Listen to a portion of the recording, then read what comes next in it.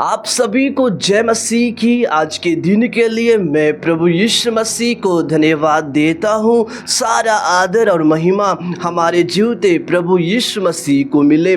आशा करता हूँ मेरे प्रियो आप सभी यीशु मसीह में बहुत ही अच्छे होंगे। इस वीडियो में आप सभी का स्वागत करता हूँ। मेरे प्रियो आज हम सभी अविश्वास के प्रति 3 चेतावनी के बारे में सीखेंगे और तीसरा चेतावनी हर एक मसीही लोगों के लिए बहुत ही जरूरी है। इसलिए इस वीडियो के शुरू से लेकर अंत तक बने रहिएगा। मेरा आशा है परमेश्वर का वचन हमसे अद्भुत रीति से बात करेगा। आमीन। पहला यह है, अविश्वास हमें परमेश्वर से दूर करता है, परमेश्वर से अलग करता है। जब हम इब्रानियों की पत्री 3 अध्याय का 12वें वचन पढ़ते हैं, लिखा है, हे भाइयों चौकस रहो कि तुम में ऐसा बुरा और अविश्वासी मन न हो जो तुम्हें जीवते परमेश्वर से दूर हटा ले जाए। इसका मतलब यह है मेरे मसीही भाई और बहन, परमेश्वर के सहकर्मी, परमेश्वर के प्रिय दास और दासी, सुनिएगा, अविश्वास हमें परमेश्वर से अलग करता है। अविश्वास के कारण हम परमेश्वर से दूर होते हैं। जैसा एक पौधा को जब आप जमीन से अलग करते हैं, वो पौधा सूख कर मुरझा जाता है, वह कमजोर और निर्बल हो जाता है। जैसा मछली को से अलग किया जाता है, वह मछली मर जाता है। जैसा एक बच्चा को माँ से अलग किया जाता है, वह बच्चा तड़पता है, वह बच्चा रोता है, वह बच्चा निर्बल हो जाता है, असहाय हो जाता है। वैसे ही जब हम परमेश्वर से दूर होते हैं, हमारा आत्मिक मृत्यु हो जाता है। हम विश्वास में निर्बल हो जाते हैं, हम विश्वास में कमजोर हो जाते हैं। जैसा एक पौधा सूख जाता है ना मेरे प्रियो, वैसे ही हम सूख जाते हैं, हम मर जाते हैं। जैसा एक मछली पानी के बिना खत्म हो जाती है, वैसे ही हमारा जीवन प्रभु के बिना, परमेश्वर के बिना खत्म हो जाता है। इसलिए यीशु ने कहा, मैं दाखलता हूं, तुम डालियां हो, तुम मुझसे अलग होकर कुछ भी नहीं कर सकते हैं। तो यहां पर हमने देखा कि है मेरे भाइयों, है बहनों, हे परमेश्वर के सहकर्मी, चौकस रहो, सावधान रहो, अपने विश्वास की रखवाली करो। मेरे प्रियो दूसरा यह है, अविश्वास परमेश्वर के सामर्थ्य को रोकता है। जब हम पढ़ते हैं मत्ती रचित सुसमाचार 13 अध्याय का 58 वचन में, यहाँ पर यीशु मसीह नासरत नगर में है और लिखा है, और उसने वहाँ कहाँ पर, नासरत में, उनके अविश्वास के कारण, किसके कारण? अविश्वास के कारण बहुत से सामर्थ के काम नहीं किए। अविश्वास यीशु मसीह के सामर्थ, अविश्वास परमेश्वर के सामर्थ, अविश्वास परमेश्वर के कार्यों को रोकता है। आप सोच रहे हैं कि प्रभु मेरे जीवन में वो चमत्कार का कार्य क्यों नहीं हो रहा है? आप यह सोच रहे हैं कि प्रभु मेरा महीनों का प्रार्थना का उत्तर क्यों नहीं मिल रहा है? प्रभु मैं वचन में क्यों आगे नहीं बढ़ पा रहा हूं? अविश्वास के कारण परमेश्वर के कार्य रुक गया है। यहाँ पर हम देखते हैं स्वयं यीशु मसीह नासरत में वो चमत्कार नहीं कर पाया। स्वयं यीशु मसीह वो नासरत नगर में चंगाई नहीं दे पाया। क्यों? उनके अविश्वास के कारण बहुत से सामर्थ के काम रुक गए हैं। अविश्वास के कारण हम परमेश्वर के कार्यों को रोकते हैं, हम परमेश्वर के सामर्थ्य में हम बाधा डालते हैं। क्यों? क्योंकि हमारे जीवन में वो अविश्वास है। यीशु मसीह हमें बढ़ाना चाहता है। यीशु मसीह हमें प्रकाशन से भरना चाहता है। यीशु मसीह अभिषेक देना चाहता है। यीशु मसीह हमारे आत्मिक जीवन में बढ़ोतरी को लाना चाहता है। यीशु मसीह हमें आशीष, चंगाई या छुटकारा देना चाहता है, लेकिन अविश्वास के कारण वह स्वयं यीशु मसीह कुछ भी नहीं कर रहा है, क्योंकि अविश्वास के कारण बहुत से सामर्थ्य के काम रुक गए हैं। इसलिए मेरे प्रियो, हम अविश्वास में नहीं, विश्वास में जिए। हालेलुया। हम रूप को देखकर नहीं, पर हम विश्वास से चले। Hallelujah, hallelujah. यीशु मसीह की जय। यदि आज आप अपने जीवन में परमेश्वर का कार्य देखना चाहते हैं तो विश्वास करना होगा। हालेलुया। विश्वास से चलना होगा मेरे प्रियो, मेरे मसीह भाई और बहन। तीसरा और अंतिम बात यह है, अविश्वास के कारण प्रार्थना का उत्तर नहीं मिलता है।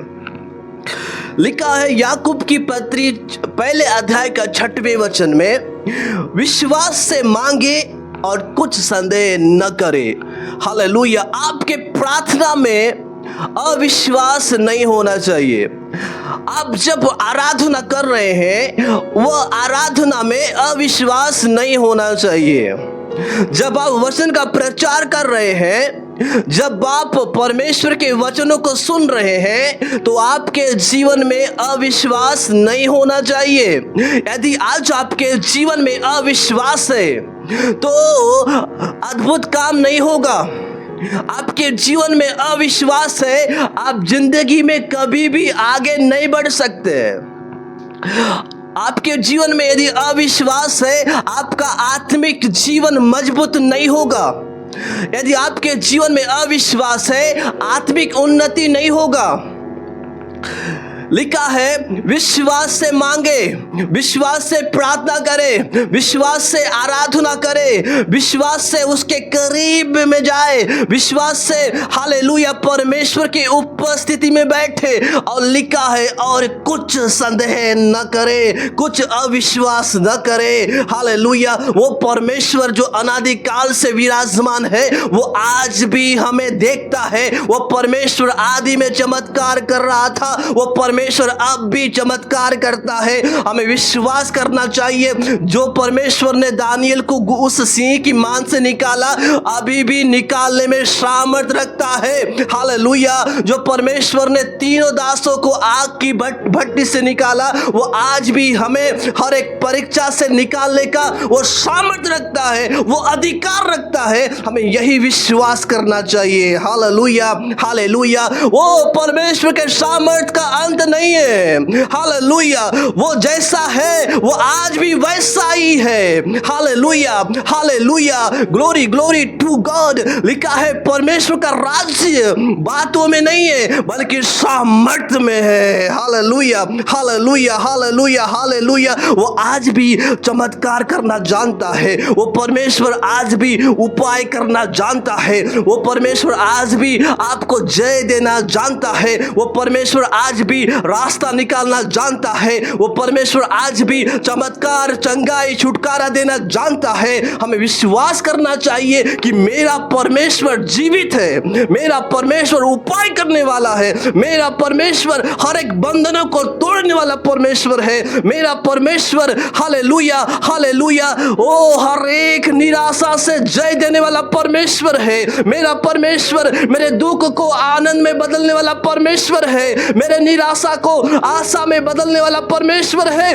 मेरे निर्बलताओं में बल देने वाला परमेश्वर है। हमें यही विश्वास करना चाहिए मेरे प्रियो। हालेलुया। और कुछ संदेह न करे, कुछ डाउट न करे, अविश्वास न करे। यदि आज आप अविश्वास कर रहे हैं तो परमेश्वर उपाय नहीं करेगा। परमेश्वर आपके परीक्षा से नहीं निकालेगा।